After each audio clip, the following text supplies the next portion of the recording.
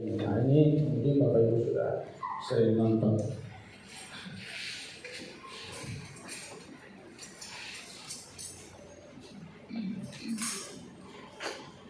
Ya,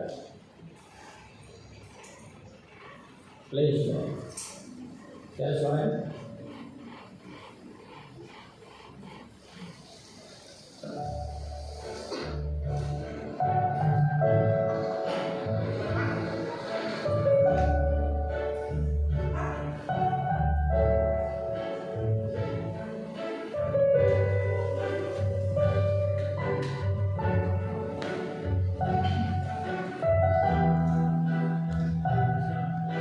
Tapi dia masih suka tolong orang.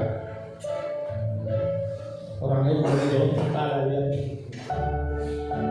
เขาจะได้อะไรถ้าเขาทำแบบนี้ทุกวัน Hubungan tadi atau kering sudah mulai.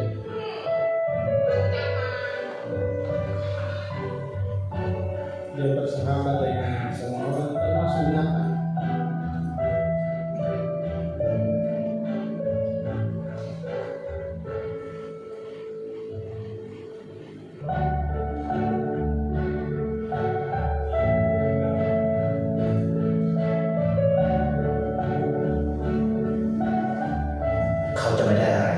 Dia makan sehari, tapi masih sempat tolong orang.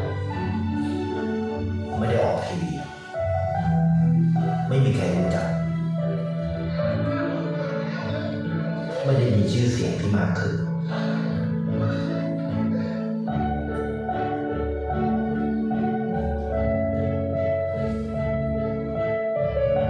Akhirnya anjing bersama dia itu malah dia. Itu anjing dia tolong sudah ternyata cukup uang untuk daftar sekolah.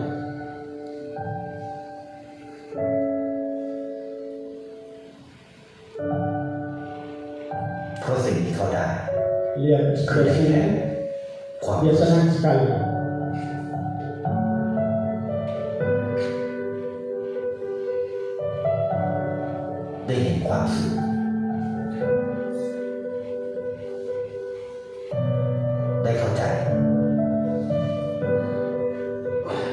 Cuma kamu bisa, tapi masih bisa tanya orang.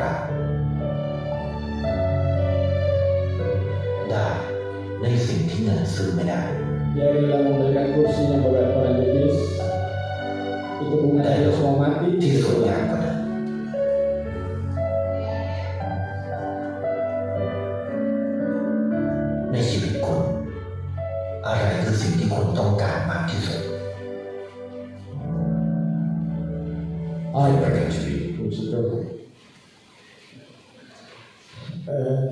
Saya rencananya untuk terakhir tapi saya takut waktu itu tidak datang. Perhatikan tadi ini video yang sederhana. Yang kita lihat sini bagaimana ada seorang pemuda dengan keterbatasan, tapi dia tolong orang. Dan ternyata lihat ekspresinya tadi waktu dia tolong orang, itu ada kesenangan sendiri di hati. Dia tidak merasa bahwa dia ini sangat terbeban artinya kayak merasa susah hidup untuk tolong orang, sekalipun dia terbatas. Lihat orang di dompet, tapi dia lihat itu anak tadi ternyata dia butuh biaya sekolah. Aja dia bantu, karena ada dua tadi mungkin anak dengan mama itu akal itu. Tapi yang dia tahu nih anak dan itu dia sekolah. Nah, waktu berjalannya waktu, terus satu kali dia tidak dapat itu anak itu. Ternyata anak itu sudah pakai seragam sekolah. Lihat ekspresinya tadi, betapa senangnya dia. Waktu dia tolong anaknya, ternyata anaknya bisa sekolah. Nah, jadi kita bisa melakukan apapun bagi orang lain, nolong orang lain sesederhana apapun. Dan kalau kita lihat orang lain itu tersenyum, kita tolong, itu kebanggaan bagi kita. Amin. Lihat orang senang gitu kita tolong, itu rasa ada kelegaan di sini kita tolong orang. Jadi lihat di sekeliling kita siapa yang Tuhan taruh di hati, lakukan. Mungkin kita terbatas juga tidak punya apa-apa, tapi kalau kita lakukan untuk dengan tulus, Tuhan juga tidak membiarkan kita kesulitan. Amin. Karena hukum tabur tuai itu Alkitab bilang itu ada. Menabur yang baik, menuai yang baik. Dan pada akhirnya dia banyak menuai hal yang baik. Puji Tuhan. Lukas 10 ayat 25 sampai 32 dulu saya bacakan, nanti kita akan lanjut ke bacaan selanjutnya. Pada suatu kali berdirilah seorang ahli Taurat untuk mencoba Yesus, katanya, "Guru, apa yang harus kuperbuat untuk memperoleh hidup yang kekal?" Jawab Yesus kepadanya, "Apa yang tertulis dalam hukum Taurat? Apa yang kau baca di sana?" Jawab orang itu, "Kasihilah Tuhan Allahmu dengan segenap hatimu, dan dengan segenap jiwamu, dan dengan segenap kekuatanmu, dan dengan segenap akal budimu, dan kasihilah sesamamu manusia seperti dirimu sendiri." Kata Yesus kepadanya, "Jawab itu benar, perbuatlah demikian, maka engkau akan hidup."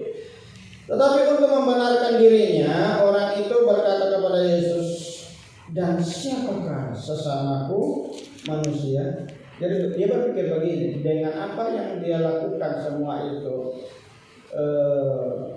firman Tuhan yang disebutkan di atas itu, dia berpikir dia sudah melakukan semuanya.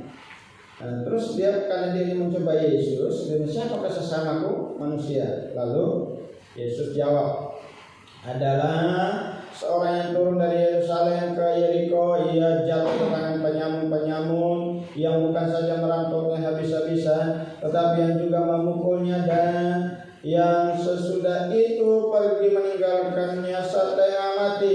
Kebetulan ada seorang imam turun melalui jalan itu yang melihat orang itu, tetapi ia melewatinya dari seberang jalan. Demikian juga seorang Lewi datang ke tempat itu. Ketika ia melihat orang itu, ia melewatinya dari seberang jalan." Baru seterusnya nanti ada cerita orang Samaria itu. Nanti selanjutnya saya masuk poin di sana nanti. Jadi dikisahkan ada orang yang jatuh ke tangan penyamun, dirampok, dipukul habis-habisan, lalu dalam keadaan setengah mati, tidak berdaya, ada imam lewat, ada pendeta lewat. Ini kan imam melayani di Baital. Waktu dia kata, "Aduh, itu kalau dalam keadaan kita tidak berdaya, minta tolong ke orang cuma lewat, itu rasanya itu loh, mau mati sudah, saya tidak ada yang mau tolong." Saya tadi pagi kasih kesaksian bagaimana saya punya gembala jatuh dari motor, ditindis motor, tidak bisa angka motor itu, lewat orang, dia sudah istri sudah panggil bantu angka motor, itu orang cuma lewat, tidak mau tolong. Baru kami mau ikut motor, cuma kami itu singgah berhenti buang air kecil. Jadi kami tidak tahu di depan sana sudah celaka ya bapak gembala dari gembala. Nanti ada orang mobil ikan mungkin bawa ikan gitu, box ikan, ada yang berhenti tolong. Kami tidak tahu nanti begitu waktu telepon ternyata orang sudah di puskesmas. Jadi betapa tidak enak betul kalau kita dalam keadaan kesulitan minta tolong kok tidak ditolong orang. Ini terjadi sama orang ini lewat imam. Imam itu para hamba Tuhan. Lewat lagi orang Lewi. Ini para profetik, pelayan Tuhan dulu. Lewat orang Lewi. Dia cuek juga, tidak mau tolong. Lalu terakhirnya lewat orang Samaria. Orang Samaria itu tidak bercocok dengan orang Yahudi dari jauh kala. Tidak bercocok.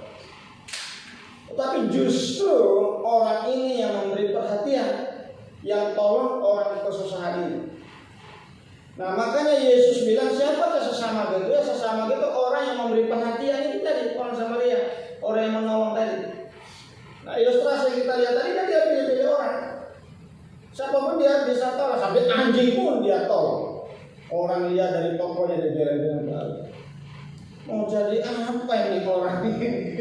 Sampai makanannya pun dia kasih anjing. Tadi dia cuma dibeli satu paha ayam, lalu bagi dua. Ini anjing, biasanya ada lagi nih anjing, terpaksa beli dua itu paha ayam, kau satu, saya satu. Itu kepeduliannya. Sampai tuh nenek-nenek tadi dia bawa, dia gantungkan mungkin di apa namanya itu di rumah barangkali gitu, dia gantung itu pisang di pintu. Ini nenek selalu penasaran, siapa yang gantung pisang ini? Sampai akhirnya nenek sejaga begini di pintu itu. Karena ada bunyi-bunyi dan sudah buka dan akhirnya ternyata nenek dapat iki. Oh kamu nenek yang kasih saya pisang itu. Oh nenek itu senang sekali dan sudah bawa. Dia senang. Jadi ada sukacita tersendiri melihat orang lain bersukacita ketika kita tolong orang. Amin. Ada kesenangan, ada kebanggaan tersendiri.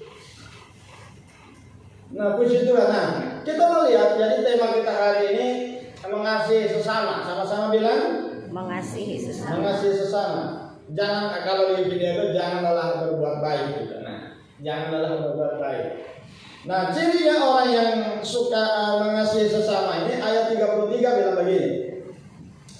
Lalu datang seorang Samaria yang sedang dalam perjalanan ke tempat itu, dan ketika ia melihat orang itu, tergeraklah hatinya oleh belas kasihan. Sama-sama bilang, tergeraklah hatinya oleh belas kasihan. Tergeraklah hatinya oleh belas kasihan. Jadi hal yang pertama ciri orang yang suka menolong itu adalah memiliki hati yang berbelas kasihan. Orang yang berbelas kasihan begini, dia tidak tega melihat orang lain itu susah. Dia tidak tega, gampang sekali dia tersentuh lihat orang lain susah. Itu orang Samaria ini.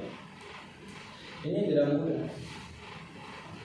Situasinya saat itu tidak mudah.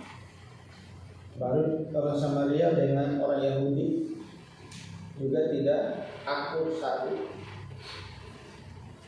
Tapi orang Samaria tidak akan ditolong orang. Karena digerakkan oleh belas kasihan. Bapak Ibu lihat pelayanan Tuhan Yesus, kalau baca di Alkitab, pelayanan Tuhan Yesus itu selalu digerakkan oleh belas kasihan.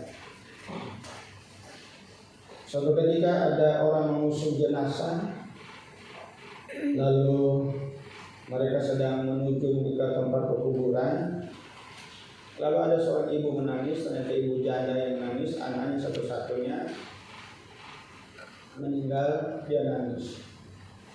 Karena mungkin dia tidak harap. Paling dia berpikir, kenapa bukan saya duluan yang mati?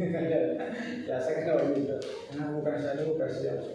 Nah, terus waktu Yesus lewat, Alkitab bilang begini, maka tergeraklah dia dengan belas kasihan. Apakah dia berbelas kasihan sama orang mati? Tidak. Dia berbelas kasihan sama ibu janda. Tersentuh hati, dia tidak tega. Tapi apa yang terjadi ketika Tuhan berbelas kasihan, mujizat dikerjakan. Amin. Tangan dibantu. Jadi ada kekuatan belas kasihan itu di dalam diri kita ketika kita melakukan pertolongan orang itu ada satu buah yang luar biasa yang kita saksikan. Kekuatan belas kasihan itu membuat orang lain tersenyum, membuat orang lain yang dalam keadaan sulit dia bisa tertolong. Tadi pagi saya sempat singgung ada kesaksian kami di Makassar itu, terus ibu jadi bahasa di kota dia bilang begini, di sini ada yang Tuhan ada yang betul-betul mengalami kesulitan ekonomi. Mari maju, saya doakan. Maju, tidak tersebar apa yang maju, doakan. Setelah itu ternyata dia bersaksi, itu ada 2 orang atau 3 orang dia bersaksi. Hal itu dia dikejar-kejar orang, ditelepon orang untuk bayar utang. Itu dia pokoknya bayar utang dia bahan Tuhan ini mungkin dia pinjam uang barangkali gitu, mungkin ambil tagihan di mana gitu, itu dikejar-kejar, selalu diingat terus bayar utang. Sudah jatuh tempo, sudah lewat, ya dia bergumul ambil uang ini. Tapi hari itu dia bergumul di kaki Tuhan. Terus ibu dia bilang ini, yang maju di depan jangan duduk, jangan duduk, bukan di depan itu yang duduk. Jadi selesai doa gitu yang maju di depan dibandingkan amplop ternyata. Dan dia bersaksi isi amplop itu bisa menutupi utang. Tepuk tangan untuk Tuhan Yesus. Haleluya.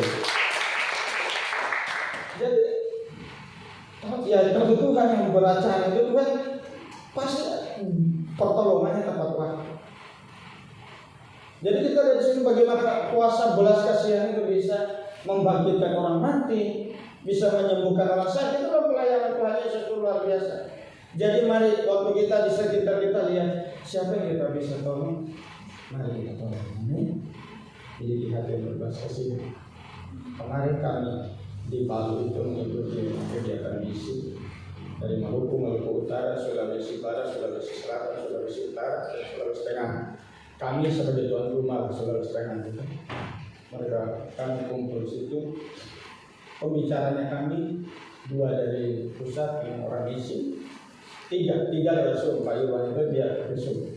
Lalu 2 itu bukan orang GBI. Yang 1 itu penerjemah Alkitab. Jadi nanti akan diterjemahkan Alkitab suku, bahasa suku itu. Satunya bahasa Bungkul ini. Itu lagi diproses. Akan teman-teman yang melayani di sana nanti akan dikumpul mereka. Lalu siapa-siapa yang dipanggil untuk menerjemahkan. Seperti itu baru itu dikoreksi lagi bisa makan tahun memang itu.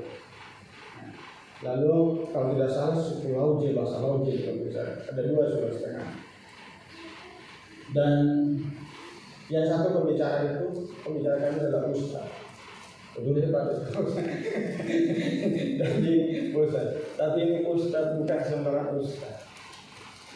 Mereka imam, orang Lewi itu semua menjauh. Tapi ketika orang Samaria lewat, dia berani mengadakan pendekatan kepada orang yang sudah sekarat itu. Itu resiko. Bisa jadi masih ada penjahat di sekitar situ. Ya. Tetapi prasangka buruknya itu, rasa takutnya itu semua dia singkirkan. Yang penting saya bisa tolong orang ini. Dia melakukan pendekatan. Pada akhirnya orang itu betul-betul tertolong. Lukas 10 ayat 34 dikatakan demikian. Ia pergi kepadanya lalu membalut luka-lukanya. Sesudah ia menyiraminya dengan minyak dan anggur, kemudian ia menaikkan orang itu ke atas keledai tunggangannya sendiri, lalu membawanya ke tempat penginapan dan merawatnya. Jadi dikatakan ia pergi kepadanya dan mendekati orang itu. Dia menepis semua rasa takutnya, menepis prasangka buruk apapun yang mungkin dikatakan orang kepadanya. Dia tidak peduli itu, yang penting orang ini harus ditolong. Itu dia lakukan. Jadi ciri orang yang mengasihi sesamanya itu adalah yang pertama tadi, dia memiliki hati yang berbelas kasihan. Yang kedua apa tadi? Melakukan pendekatan. Ya, melakukan pendekatan.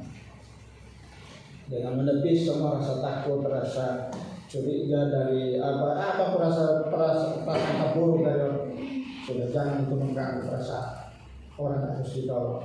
Jadi kalau mau tolong orang itu jangan pakai rasa-rasa. Amin.